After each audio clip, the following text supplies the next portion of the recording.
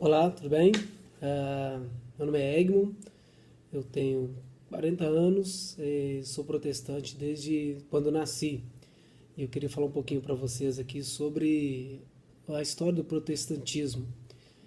Ah, eu sou pastor também de uma igreja protestante, a igreja presbiteriana, e a gente poderia falar, né, vários braços, né, do protestantismo, como a influência do protestantismo na economia, não só a economia de um país ou outro, mas a economia no mundo inteiro, como que o protestantismo, de uma forma bem direta, acabou influenciando toda a economia mundial, como acabou influenciando toda a cultura, né, de vários países.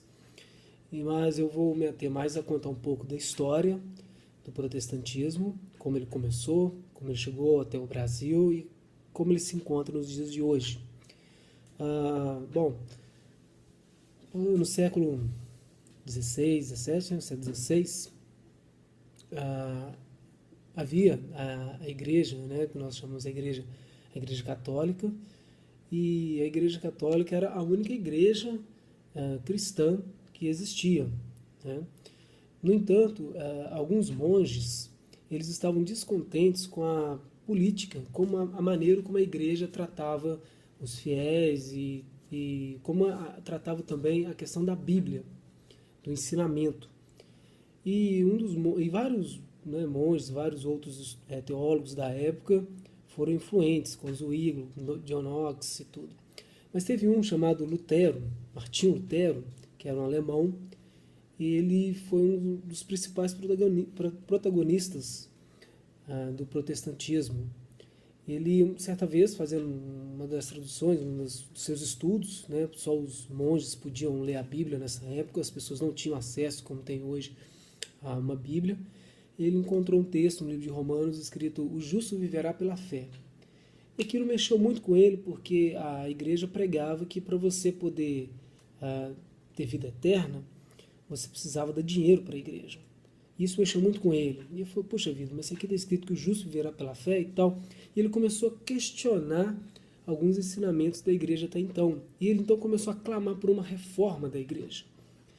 Lutero ele queria que a igreja repensasse a sua posição, repensasse os seus pensamentos, os seus dogmas, repensasse a sua política e voltasse para aquilo que a Bíblia estava ensinando.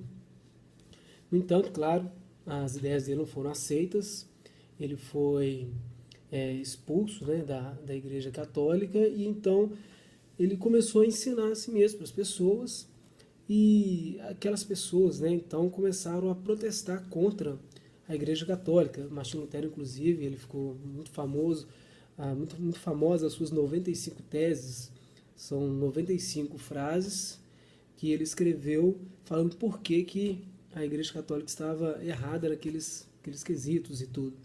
Então, assim, esses protestos dele e outros protestos acabou levando as pessoas daquela época que, né, estavam do lado dele a serem conhecidos como os protestantes.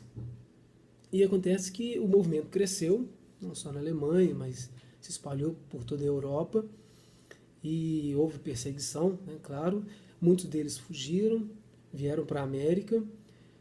Muitos protestantes que estavam fugindo da perseguição na Inglaterra fugiram para os Estados Unidos, que era a América, né, que havia sido descoberta, e eles então ali fundaram, né, igrejas protestantes. Uma dessas igrejas fundadas lá foi a Igreja Presbiteriana, que havia sido fundada na Europa por um teólogo chamado John Calvino. Jean Calvino, né, como se diria no francês. Em português a gente costuma chamá-lo aqui de João Calvino. E João Calvino fundou essa igreja presbiteriana. E a igreja presbiteriana foi para os Estados Unidos e um missionário chamado Simonton, Simonton Ashbelgram, ele veio para o Brasil em 1856, para 1859. E aqui ele fundou a igreja presbiteriana.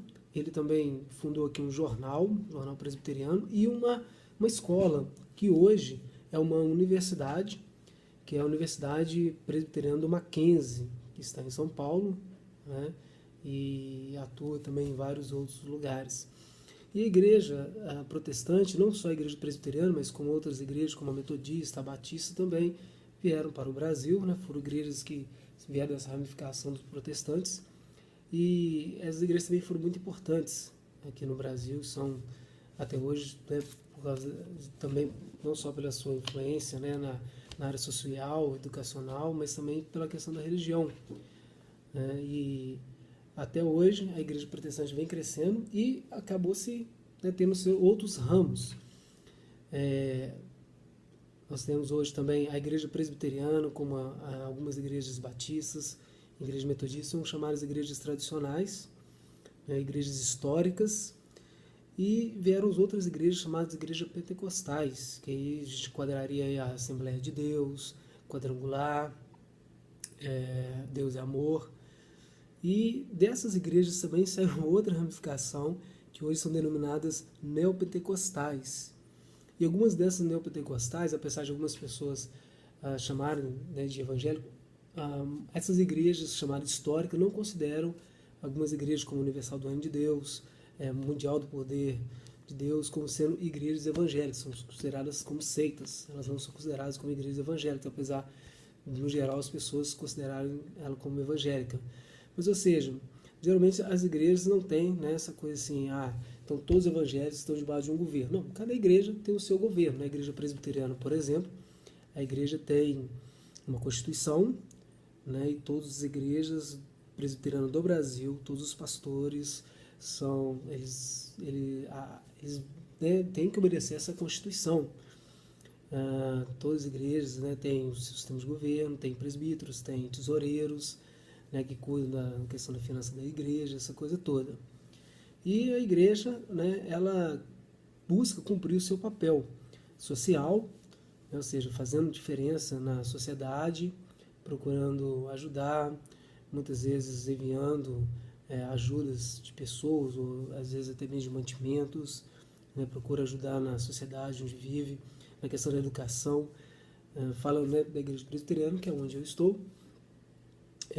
A questão da educação é algo muito forte. Aqui na nossa região nós temos uma escola presbiteriana em Coronel Fabriciano, que é a escola João Calvino, né? Aqui no Timóteo nós temos uma outra escola que não é presbiteriana, mas é uma igreja protestante também, que é a escola batista, né? A EBA. Então nós temos várias escolas assim, ou seja, geralmente o protestantismo ele é preocupado, voltado para essa questão da educação, assim como nós temos muitas escolas católicas também, né? Os jesuítas fizeram muito bem esse trabalho. Bom, no mais, acho que é isso. Daí um resumão bem básico para vocês. Espero que tenham gostado aí dessa questão do protestantismo. Qualquer coisa nós estamos à disposição. Vocês podem me achar no Facebook aí, Egmon Pereira, EGMON Pereira. Vai ser um prazer conversar com vocês e tirar outras dúvidas. Fiquem com Deus. Deus abençoe vocês.